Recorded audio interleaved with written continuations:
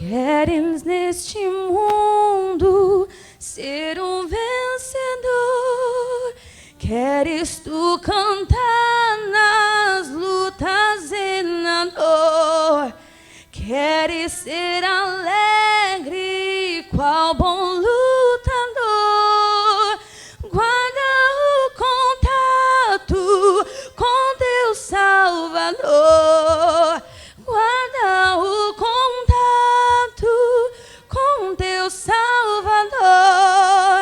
E a nuvem do mal não te cobrirá.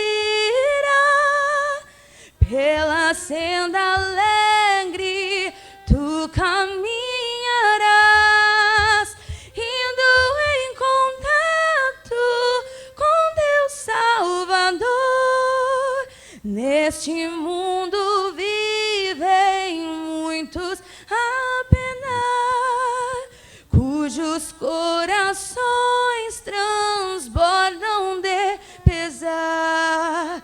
Dá-lhes a mensagem de amor sem par. Com Deus o contato deves tu guardar. Guarda o contato com teu Salvador. E a nuvem do mal não te cobrirá. Pela senda alegre tu caminharás, indo em contato com teu Salvador. A paz. Gostaria de ler aqui em Mateus 5, do 17 ao 20. Que é: não pensem que eu vim para acabar com a lei de Moisés ou com os ensinamentos dos profetas. Não vim para acabar com eles, mas para dar o seu sentido completo. Eu afirmo a vocês que isto é verdade. Enquanto o céu e a terra durarem, nada será tirado da lei, nem a menor letra, nem qualquer acento. E assim será até o fim de todas as coisas. Portanto, qualquer um que desobedecer ao menor mandamento e ensinar os outros a fazerem o mesmo será considerado o menor no reino do céu. Por outro lado, quem obedecer à lei e ensinar os outros a fazerem o mesmo será considerado grande no reino do céu. Pois eu afirmo a vocês, só entrarão no reino do céu se forem mais fiéis em fazer a vontade de Deus do que os mestres da lei e os fariseus. Então, nessa parte, Jesus diz que, como muita gente pensa que quando se converte, ela para de seguir a lei, para servir a Cristo, e ela vive só a graça e não segue nada da lei.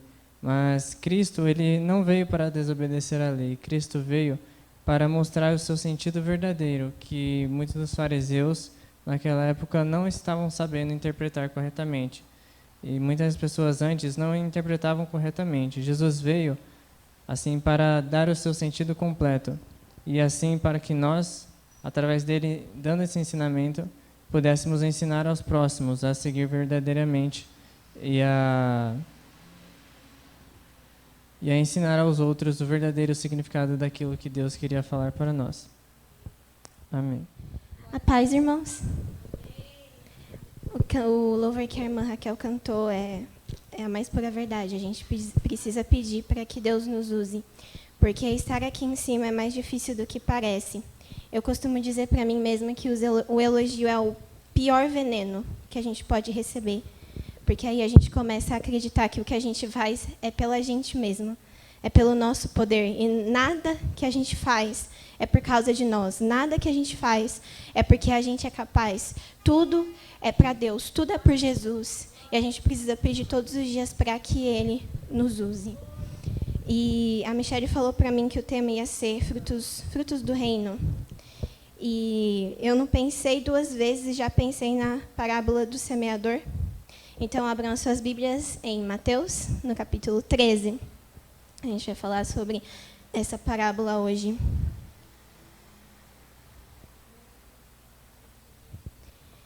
No versículo 1 diz: naquele mesmo dia, Jesus saiu de casa, foi para a beira do lago da Galileia.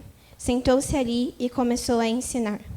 A multidão que se ajuntou em volta dele era tão grande que ele entrou num barco e sentou-se, e o povo ficou em pé na praia. Jesus usou parábolas para ensinar muitas coisas. Ele disse: escutem, certo homem saiu para semear. Quando estava espalhando as sementes, algumas caíram na beira do caminho e os passarinhos comeram tudo. Outra parte das sementes caiu num lugar onde havia muitas pedras e pouca terra. As sementes brotaram logo porque a terra não era funda, mas quando o sol apareceu, queimou as plantas e elas secaram porque não tinham raízes. Outras sementes caíram no meio de espinhos que cresceram e sufocaram as plantas. Mas as sementes que caíram em terra boa produziram na base de 100, de 60 e de 30 grãos por um. E Jesus terminou dizendo: se vocês têm ouvidos para ouvir, então ouçam. Mais para frente, Jesus vai explicar essa parábola lá no versículo 18. E ele diz: então escutem e aprendam o que a parábola do semeador quer dizer. As pessoas que ouvem a mensagem do reino, mas não a entendem, são como as sementes que foram semeadas na beira do caminho. O maligno vem e tira o que foi semeado no coração delas. As sementes que foram semeadas onde havia muitas pedras são as pessoas que ouvem a mensagem e a aceitam logo com alegria. Mas duram pouco porque não têm raiz. E quando, por causa da mensagem, chegam os sofrimentos e as perseguições, elas logo abandonam a sua fé. Outras pessoas são parecidas com as sementes que foram semeadas no meio dos espinhos. Elas ouvem a mensagem, mas as preocupações deste mundo e as ilusões das riquezas sufocam a mensagem, e essas pessoas não produzem frutos. E as sementes que foram semeadas em terra boa são aquelas que produzem... E as sementes que foram semeadas em terra boa são aquelas pessoas que ouvem e entendem a mensagem e produzem uma grande colheita, umas 100, outras 60 e ainda outras 30 vezes mais do que foi semeado. Eu acredito que cada um que está aqui é uma semente que caiu em terra boa. Amém? Que nós possamos frutificar cada vez mais. Então, se a gente parar para analisar toda essa passagem, a gente pode ver que não é garantia só porque a gente jogou uma semente que necessariamente ela vai cair em terra boa. Então, a gente pode semear a mensagem no coração de alguém, mas isso não significa que essa pessoa vai cair necessariamente em uma terra boa. E todos receberam a oportunidade de produzir uma grande colheita, porque todas as sementes foram semeadas. Então, elas tinham a mesma chance de conseguir frutificar, de cair em uma terra boa e dar fruto. Mas a diferença foram os caminhos que cada semente tomou. Foram caminhos diferentes. Os solos são exatamente isso. Eles representam os caminhos que as pessoas podem tomar ao receberem a mensagem. Então, a gente vai falar sobre quais são as atitudes que impedem as pessoas de produzir uma grande colheita. Quais são as circunstâncias que fazem com que essa semente que está no nosso coração, a mensagem de Deus, ela possa cair em uma terra que não é boa e fazer com que a gente não dê fruto. Então, a gente vai falar sobre o primeiro solo, que é o solo com pedras e muita terra. São aquelas pessoas que aceitam a mensagem com alegria. Então, logo que você fala de Deus para elas, elas vão ficar alegres, elas vão ficar felizes, só que elas não conseguem se manter firme nas tribulações. E na quarta-feira passada eu falei sobre isso porque algumas pessoas se batizaram no sábado. E a gente precisa estar ciente que quando a gente escolhe Jesus, a gente precisa negar o mundo. A gente precisa ir contra as coisas no mundo. E isso requer consequências, não é 100% fácil. Às vezes a gente sofre perseguição, perdas, coisas ruins, mas por Jesus. Então, passar pelo sofrimento faz parte de seguir a Jesus. Não espere só coisas fáceis na sua caminhada com Cristo. Não espere que tudo vá ser alegria, porque vai chegar o momento do sofrimento. E a gente precisa estar firmado no alicerce firme, para que a gente possa lidar com esse sofrimento, para que a gente possa lidar com essas aflições e não deixar com que elas sufoquem a gente e com que a gente perca o nosso foco, que é Cristo. Então, essas sementes, essas pessoas, elas recebem a mensagem de Deus, mas elas só querem a parte fácil de seguir a Jesus. Elas só querem a parte alegre, a parte dos milagres, a parte que Jesus vai fazer algo extraordinário na sua vida, mas não é só isso. Lá em Mateus 7, 24 a 25, fala para a gente construir a nossa casa na rocha, em um alicerce firme, e não na areia. E eu pergunto para cada um de vocês nessa tarde, aonde você tem firmado a sua casa? Aonde você tem firmado o seu relacionamento com Cristo? O que seria a areia? Muitas pessoas vêm para a igreja, mas a gente tem que repensar o porquê a gente está aqui. Se é os relacionamentos, se a gente está interessado só no que Jesus pode fazer, ou se a gente está interessado em conhecer Jesus cada vez mais. Se a gente está interessado em quem Jesus é, não só no que ele pode fazer, não só nos relacionamentos, não só na amizade, não só nos ministérios. Porque a gente está aqui por uma coisa muito maior.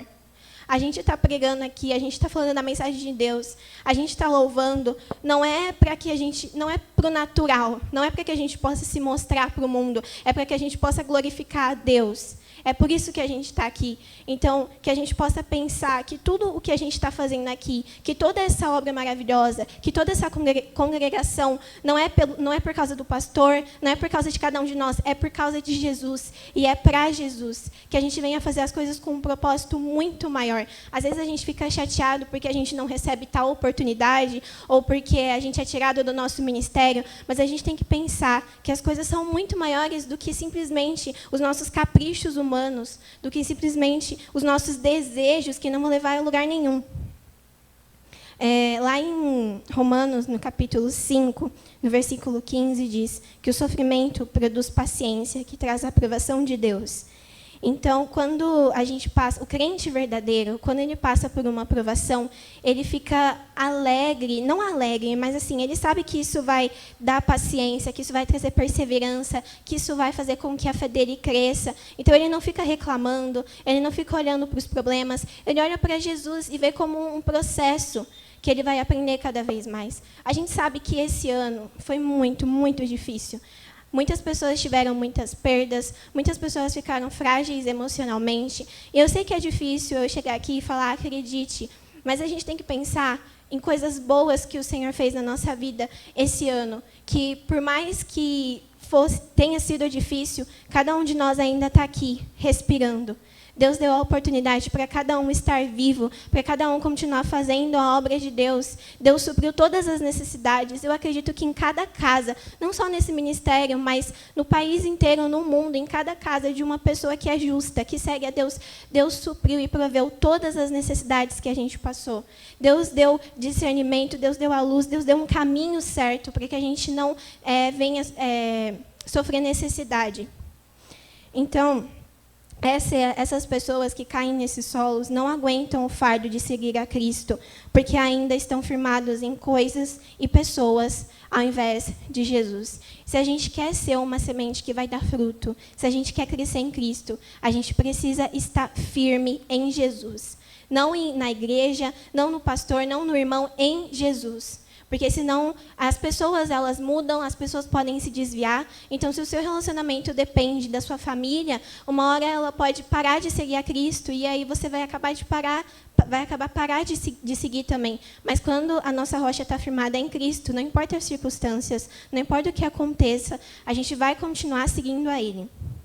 O segundo solo é o solo com espinhos. Então, elas são sufocados por ilusão e riquezas mundanas. Então, esse tipo de semente são as pessoas que se deixam se iludir pelas coisas materiais, pelas coisas mundanas, pelas preocupações da nossa vida diária. Então, elas se distraem com coisas terrenas e a sua ambição se torna os bens materiais, não Cristo.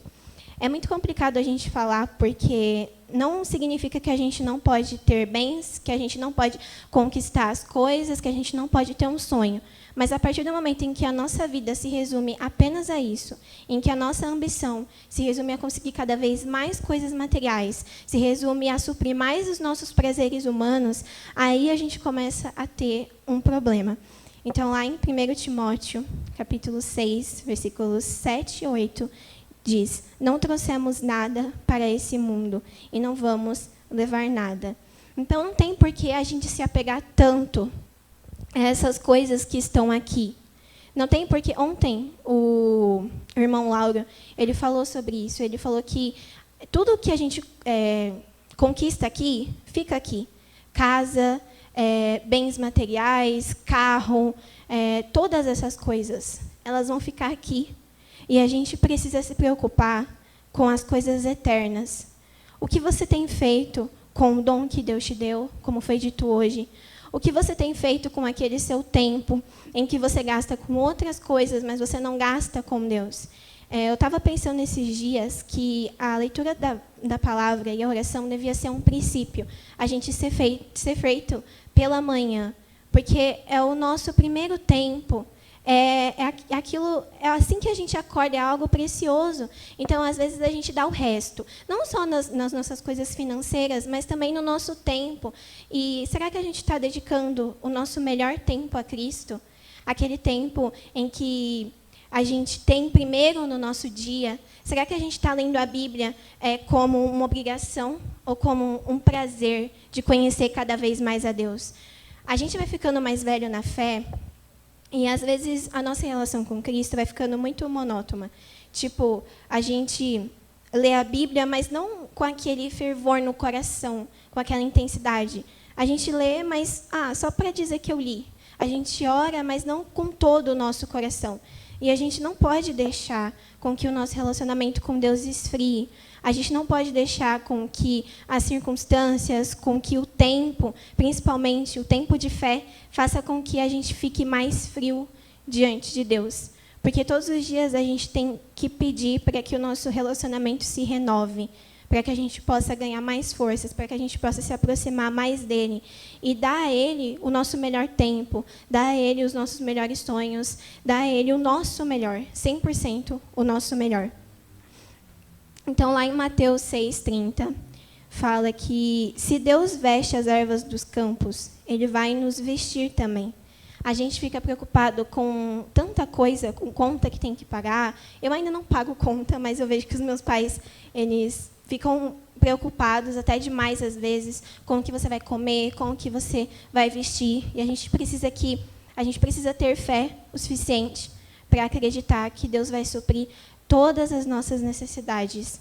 E até coisas que a gente nem imagina que Ele pode fazer e que Ele pode nos dar. Na quarta-feira eu contei o testemunho, e eu vou contar de novo, porque quando meu pai me contou, eu fiquei muito feliz na época. Teve uma época que minha família estava passando por vários problemas financeiros.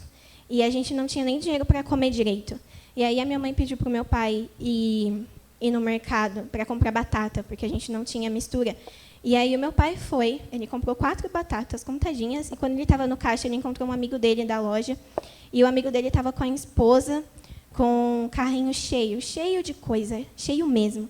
E aí o meu pai falou com eles, quando eles estavam no caixa, né, a esposa do amigo do meu pai saiu, foi lá no freezer do mercado, pegou uma peça enorme de carne e falou assim pro meu pai: Deus mandou eu te dar isso. E Deus disse para mim assim: o meu servo está com vontade de comer carne, mas ele gosta de carne boa. E aí o meu pai fez um churrasco enorme naquele dia. Não era uma coisa necessária, mas Deus sabe a vontade de cada um. Deus sabe dos seus sonhos.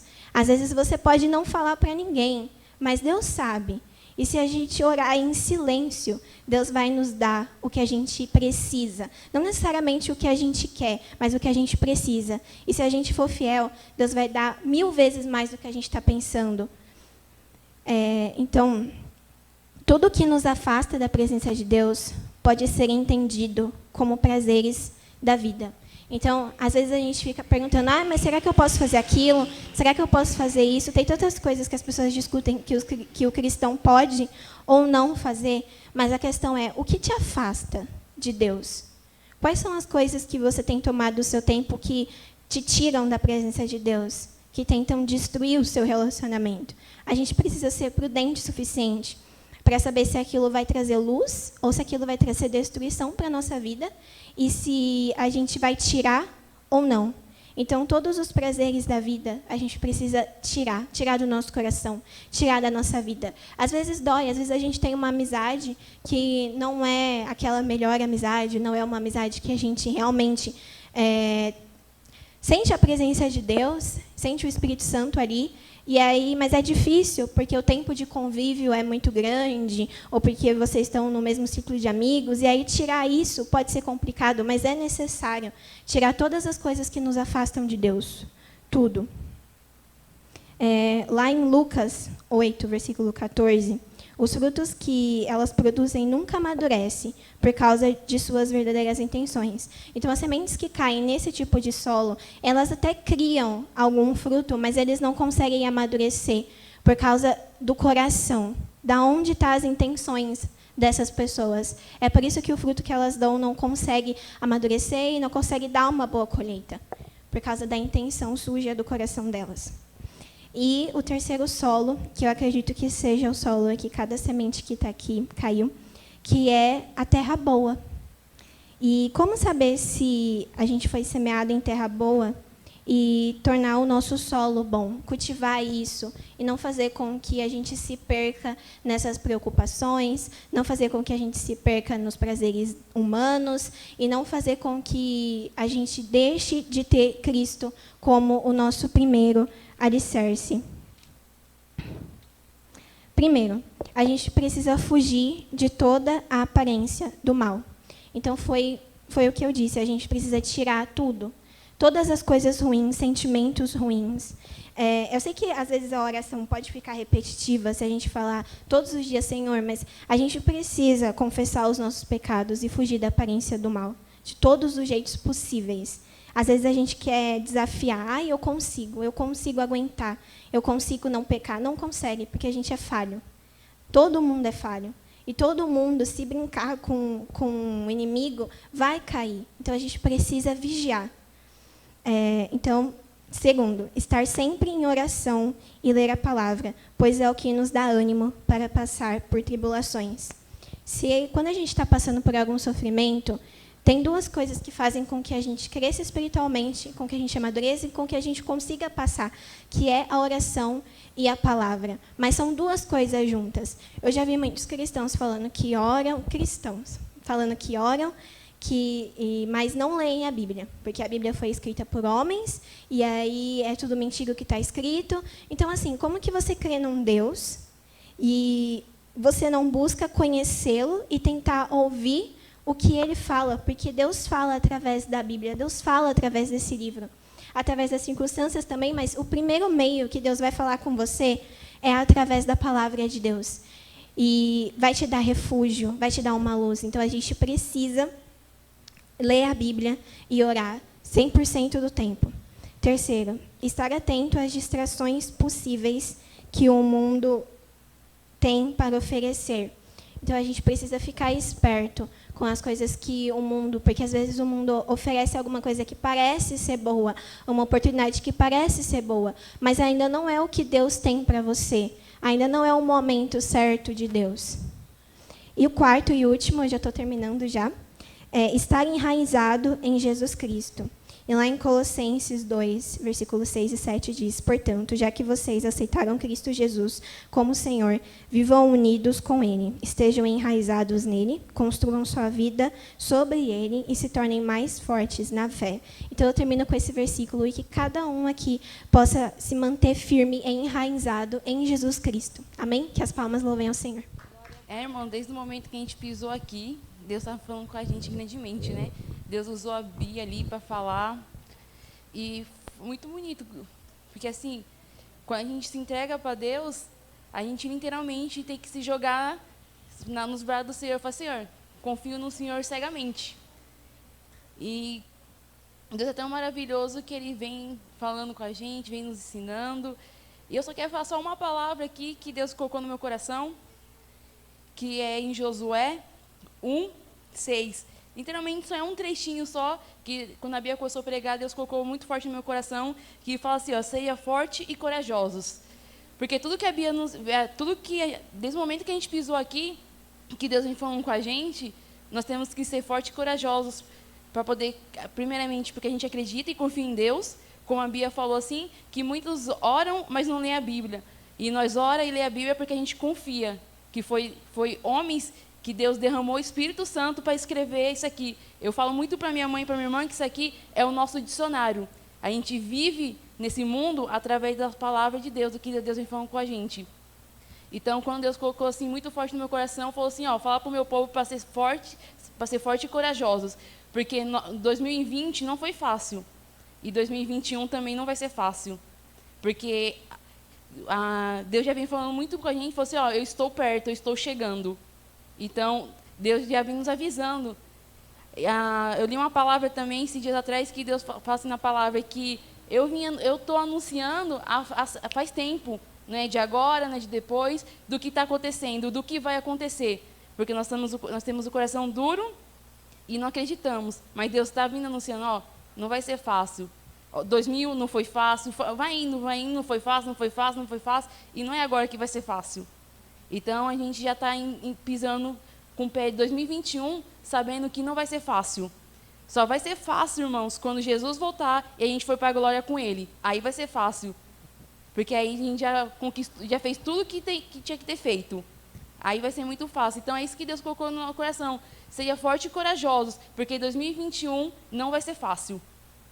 E o que a gente vai fazer? Vai ficar com medo? Porque medo a gente tem. Se Jesus teve medo, quando Jesus foi para ser sacrificado, o que Jesus falou? Pai, afasta de mim esse cálice, se for possível. Mas não podia, porque Jesus sabia o que tinha que fazer aqui na terra. E essa é a nossa missão. Irmãos, não vai ser fácil, mas seja forte e corajosos, porque quando Jesus voltar, a gente vai estar glorificando e exaltando o nome dele lá no céu, amém? Pedir para os irmãos levantar para a gente estar orando. E agradecer esse Deus maravilhoso, amém? Vamos orar? Senhor, meu Deus, meu Pai, Senhor, eu te agradeço, Senhor, por essa oportunidade, Senhor, de poder estar na Tua casa, Senhor, de poder louvar e glorificar Teu santo nome, Senhor, desde o começo, o Senhor vem falando com Teus filhos, Senhor, vem falando, Senhor, que os tempos de hoje não vai ser fácil, Senhor, mas que o Senhor sempre esteve conosco, Senhor, sabemos que pecamos, Senhor, que muitas vezes, Senhor, duvidamos do Teu amor, Senhor, mas, Pai, nos perdoa, Senhor, nos dá força, Senhor, e que nosso 2021, Senhor, venha, Senhor, salvar mais almas para Ti, Senhor, e que a Tua igreja, Senhor, possa vir, Senhor, cheia, Senhor, cheia da Tua presença, Senhor, que Teus filhos possam sair mudados, Senhor, que aonde o Senhor colocar nós, meu Pai, que podemos falar da Tua graça, Senhor, podemos falar do Teu amor, Senhor, e sabemos, meu Pai, que o dia que o Senhor vir, ali será a nossa recompensa, que ali será a nossa vitória, Senhor. Senhor, eu te agradeço, Senhor, em nome do Teu Filho amado, Senhor, por essa tarde maravilhosa, Senhor. Deus seja... Agradeço em nome do Senhor Jesus amado, amém?